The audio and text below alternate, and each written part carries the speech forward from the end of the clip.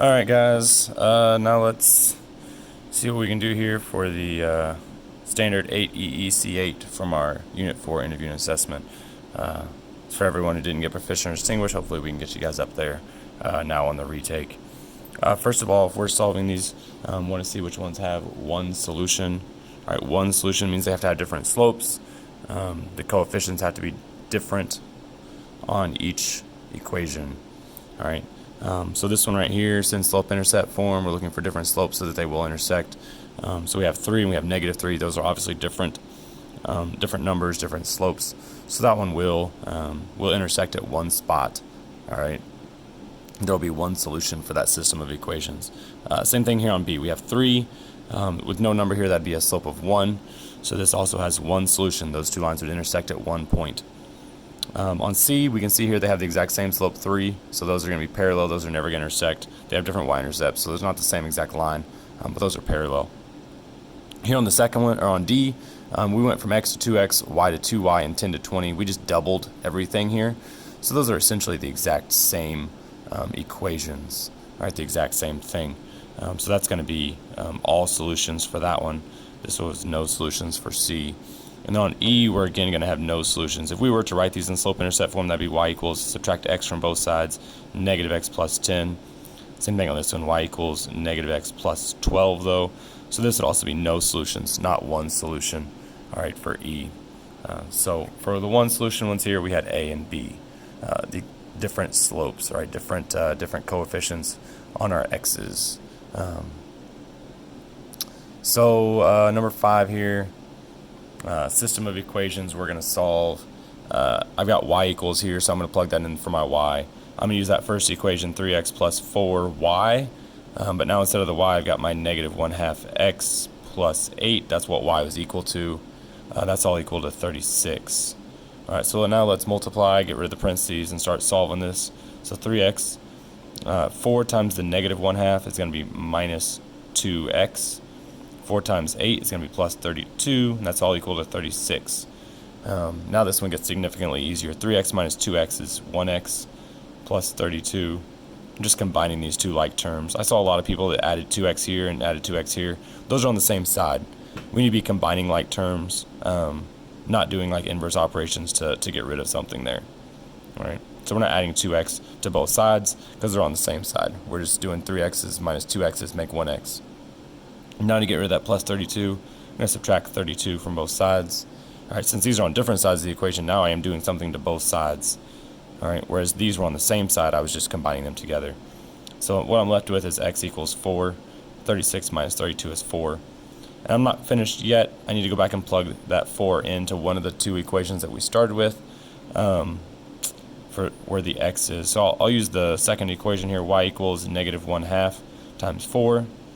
Plus 8.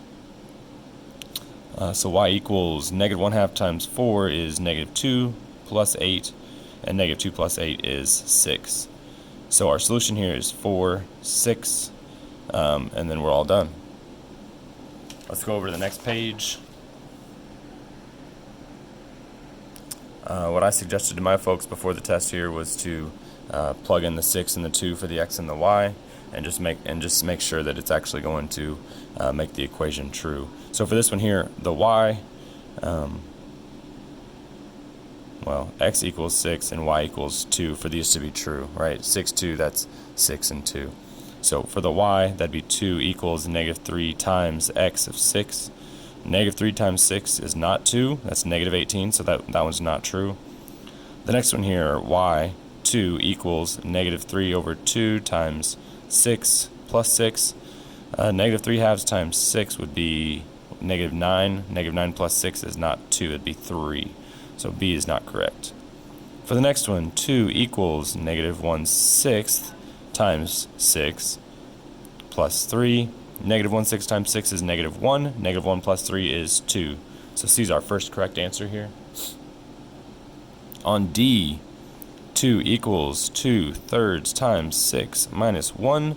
2/3 times 6 would be, what, 4? 4 minus 1 is 3, not 2. That does not work. Alright, you can just plug maybe this part right here into your calculator and see if you get the 2. If you don't get the 2, it's not right. That one would be 3, not 2.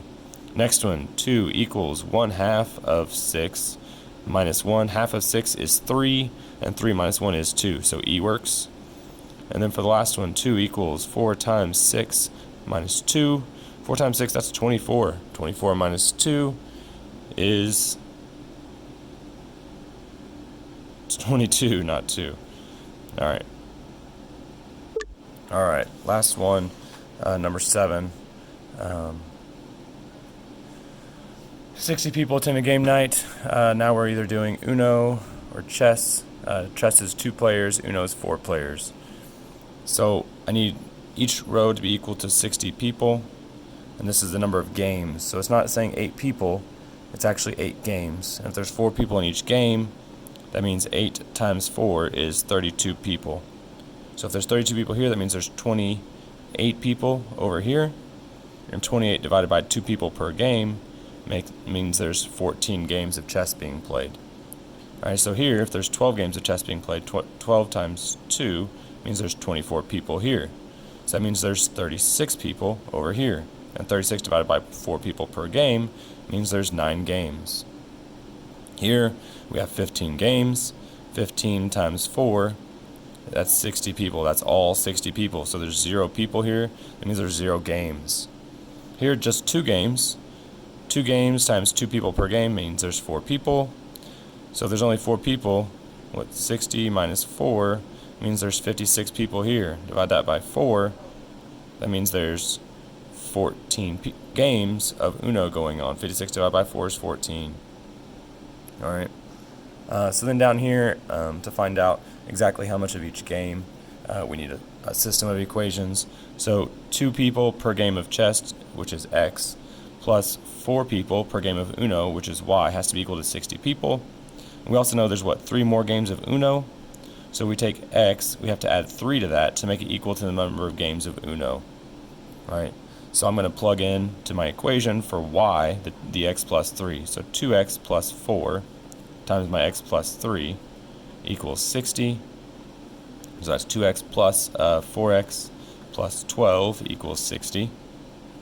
So that's 6X plus 12 equals 60. Subtract the 12 from both sides. That's 6x equals 48. Divide by 6. X equals 8.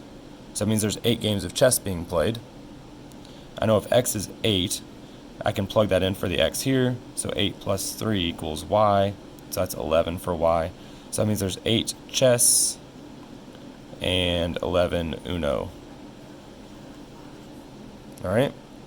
And that completes the second standard here. Hopefully that helps. Hopefully you all can get Proficient or Distinguished now on the end of Unit 4 assessment and get those grades up a little bit more. If you have any questions, please come on up and ask your teacher. Thanks, guys.